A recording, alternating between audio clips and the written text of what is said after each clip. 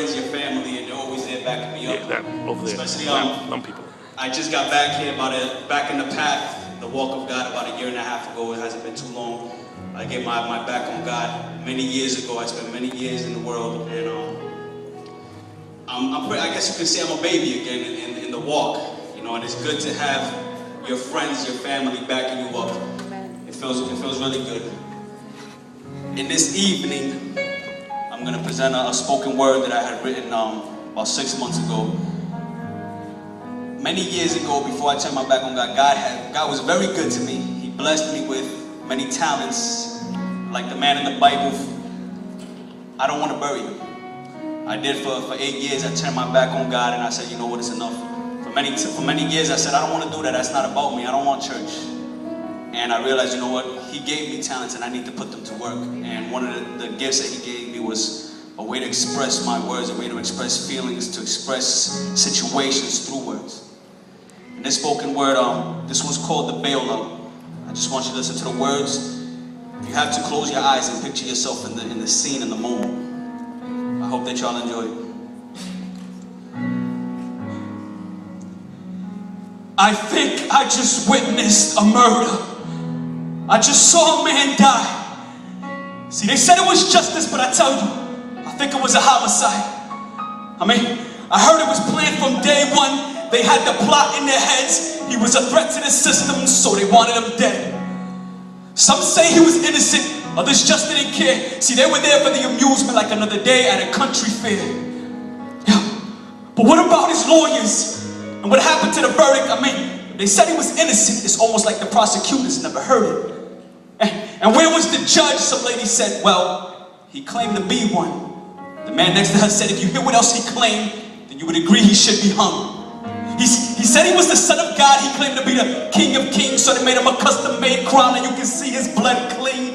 It runs down his cheeks to his chin, to the tip of his nose. It was clear. It didn't matter what this man did. They gave him death row. It was crazy. There was people crying and there's people laughing. There's people yelling, please, let him go. There's other people clapping. He's getting spit on and mocked. Even kids took turns. The sweat runs down his bloody body to his open wounds, and you can tell that it burns like a lamb to be slaughtered. This man did not say a word. He took the beatings and the blows, but you could tell it was starting to hurt. I don't get it. If this man was innocent, why didn't he plead? On another note, if he was the son of God, I don't think he would bleed. So I'm there shocked by the sight, and I'm very confused, but just then he turns around and he says, I do this for you. But you don't know me. He said, yes, I do. I know you very well. Now if you stay quiet and keep watching, the rest of the story this will tell. This man was beaten and flogged. He was stoned. The whips pulled his skin. He said, you see my flesh right here that was ripped off for your sin. The pain spread through his body. The cross is getting heavy. He's moving side to side, but he just can't keep it steady. This man was drenched in blood. It's like his body would go dry.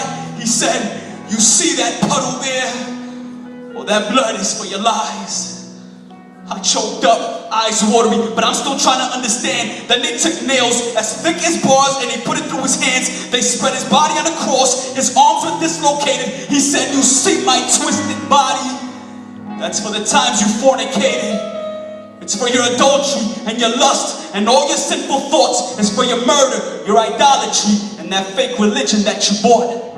See, I am bruised for your transgressions. There is no need for a confession, because I can see right through you and you're sick, but there's no earthly cure for that infection. You have a deadly cancer. It's called sin, and it's starting to get ugly, but I can heal you of your sickness. All you have to do is say you love me. See, I want you to be happy, so I bleed for your depression, for your sadness and your sorrow. I accept this world's aggression. There's something you should know though. This cross was made for someone else. It was your death penalty that I bought so that you wouldn't go through hell. And what they didn't show at the court trial was me in the back room with the judge. I was pleading for your life, so I chose death because of love. Now, what kind of God would come to earth and give his life for men? I did, in hopes that they would change, so one day I may live with them in heaven and in peace, where there is no more sorrow or more pain, because I bought that at the cross, and it was there that I took away your blame. Yo, I was speechless, shaking, sobbing. My tears ran down my face. It was clear I was worthy of that cross, but instead he took my place.